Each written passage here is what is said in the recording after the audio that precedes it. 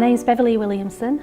I'm a Senior Employment Law Consultant with Peninsula and I'm a member of the High Risk Absence Management team.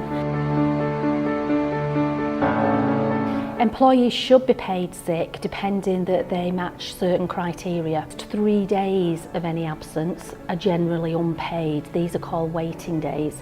So consequently the employee must have been off for at least 4 days because the payment would only start on the 4th day forward. You can also insist that the employee follows your rules, procedures, policies as regards reporting absence, and they do it within the timescales that you have set.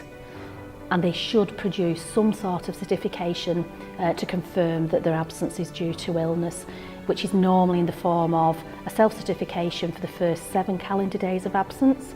From the 8th calendar day onwards, you would expect a medical certificate.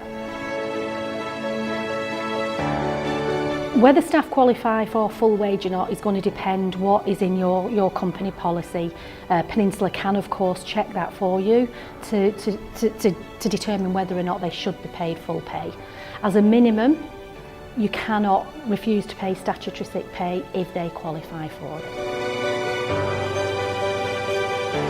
Statutory sick pay lasts for a maximum of 28 weeks, irrelevant of whether your member of staff has returned to work at that point or not.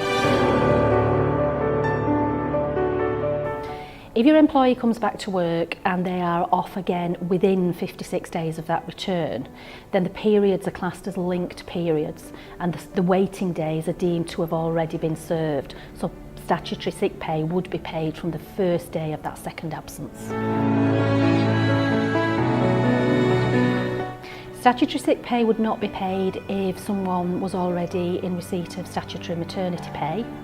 Neither would it be paid if they were on strike on the first day of absence. And of course, if they'd exceeded the maximum 28 weeks, they wouldn't be paid statutory sick pay either.